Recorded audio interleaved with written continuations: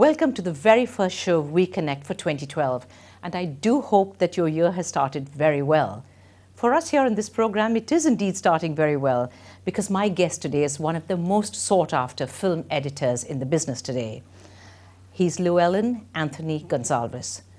In a very short span of time, he's really created a niche for himself in the very, very demanding world of film editing. Giving us of his valuable time today, I want to welcome you. Thank you so much, Llewellyn, for being here. Now, you've made this name, you've created this, product. Okay. You call yourself Antony, of course, for your editing work, but you switched from advertising into editing, film editing. Yeah, it was because I used to do a lot of, other than advertising, I used to do a lot of trailers for movies, and I used to do lots of music videos and all that. And Gautam was a guy who was working for Rajiv Menon, where I was also working. Right. And he was my colleague. And he wanted to do a song for this film called Kaka Kaka. Very popular film, yes. Yeah, there is a Jeep song in that which is very popular. And he wanted to do that for the audio release function. So I did that, and he was very happy with the output. And he said, why don't you do the film also? So I said, okay, I'm a guy who takes each day as it comes. So I didn't have any plan to come into film editing. And so it just happened like that. Right. And of course, you were never ever formally trained as a film editor. Now, that's very interesting because it only goes to prove that you can be really successful in a particular area in the industry without necessarily being formally qualified. I can agree with it. I can also disagree with it because do both then. When I did Kaka Kaka, I was only known to cutting ads and all that. So it's like, say, 1.5 minute ad, I have to cut it down to 30 seconds. So it's mostly, removing jump cutting and stuff like that. It so happens that this film, Kaka Kaka, the script also needed the same kind of edit pattern, which I played around with, and it really clicked. But as time went by, as I kept doing more number of films, I learned a lot from the different directors I worked with. And that's how I've actually, in fact, you can also say that only after 2 to 3 years after Kaka Kaka is when I really thought of myself as a film editor. Really? Okay. But when you're actually doing your editing, how much of it do you plan in advance? Do you actually sit down with your director and say, this is the way I'd like this film to go? No, the director will give me an idea as to what he wants, but he'll also give me all the freedom to try and see what he can get from me. So when I edit any particular scene, and if I think, okay, this is not going to work, I keep the audience in mind. Like every editor does that. Right. So, and if I think it's not going to work, I'll just tell him, we'll have an argument, we'll have a healthy argument as to, let's not keep the scene, let's go straight to the next one. And it usually happens that way, we work that way. Right. Do you feel upset if your director suddenly says, I don't like this sequence, can you switch it around, can you do it differently? What happens within you? It'll be challenging. Really?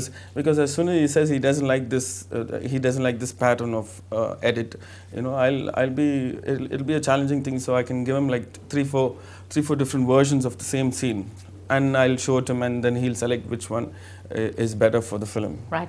Now, you are known in the industry as being somebody who sort of doesn't waste a lot of time on movement and doesn't waste a lot of time. You start there and your next scene is almost at the end of that sequence. So is this the way you see film editing going? No. It depends on the scene. It depends on every scene, whether this particular scene actually is required for the film, or is it just just to inform one small detail in the film. Or it depends on the scene, whether you need to hold it, whether you need to give it a little more. They call it build up. In the film industry, they call it build up. Do you need to build that up? Do you need to build up that scene to convey something? It always depends on the scene. Right. You just said that you keep the audience in mind. How does Llewellyn Antony Gonsalves decide what it is that the audience wants to see? How do you make up your mind? No, that's because I've seen a lot of films, and I keep going to the theatre. Every film that releases, I keep going to the theatre, and I know how they react. It depends on the hero, it depends on the script, it depends on what genre film, it depends on that, and how they react and what are the things that are actually old now, that are dived out, those kind of dialogues that are actually old. the new type of dialogues, how they react.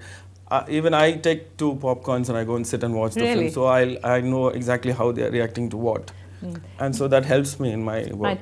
Do you ever have a chance, or do you in fact ever interact with your friends and your family and people who are watching movies that you have edited to find out really what they're thinking? What do they think of your editing? Or is it just by sitting with your popcorn and listening to their reaction? No, just me and the movie and popcorn. That's all. I don't ask anyone as to how they feel about it. How much in advance do you decide the direction in which your editing is going to go? Do you think about it at all? No, I don't think about it as really. Just go ahead as whatever I think. Okay, at that moment, okay, this is how it should be, and then that's how it is. You're quite a genius, obviously. What about rushes of films when films are actually shot? Yeah. Do you get to seeing it very much in advance? Yeah, I have to study each and every frame of it. There'll be some rushes, like you can edit some 10 movies, but actually we should put it all into one film.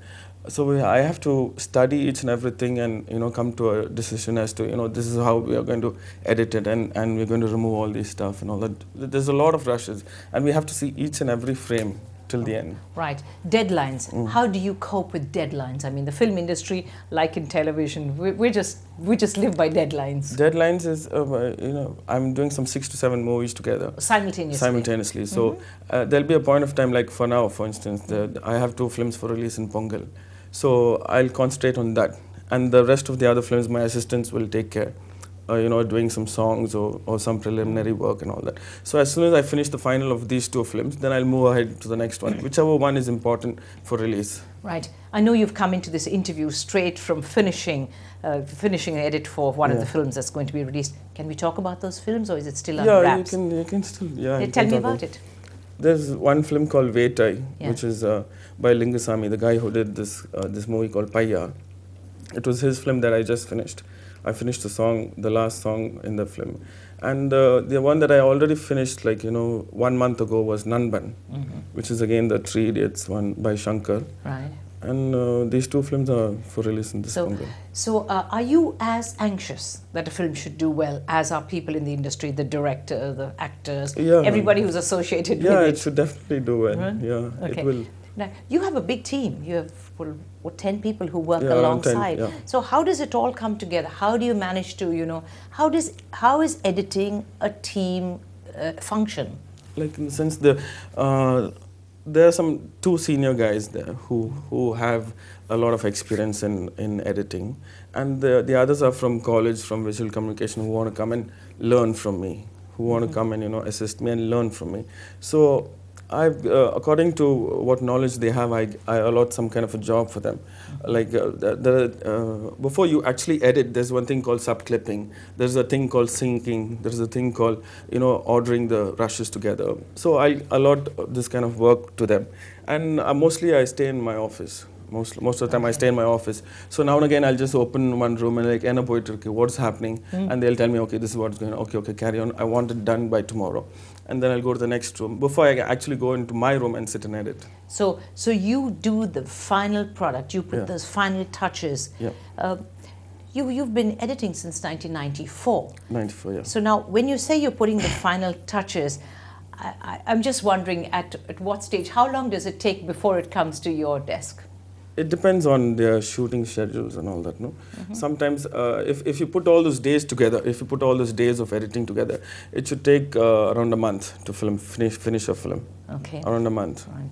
Some of the people who work with you, as you just mentioned, are all students with visual communications backgrounds. Yeah. Do you think that kind of background is helpful? Is it necessary at all? You didn't have any background like that. Yeah. However, you've turned out to be extremely successful. Does it help? Is it necessary? Yeah, it does help because they get to learn more stuff before they actually, venture into editing. They get to learn most. I entered into it by luck, and then I started learning. So I'm still learning, actually. Okay. But you were interested, obviously. Interested. Otherwise... The interest should be there, and the way you look at things in life, as such, the way you look at things, and all these things matters. Do you have to be a very perceptive person to be a good editor?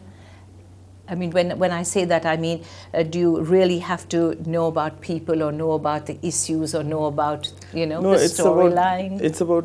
It's about, you know, if I'm editing a love scene or something like that, you know how the girl will react, you know how the guy will try to, no, it could be experience, but yeah. I'm just saying it's or if there is a fight that's happening between two people, and all those kind of things does matter. Well, you should know a little bit of it. Right.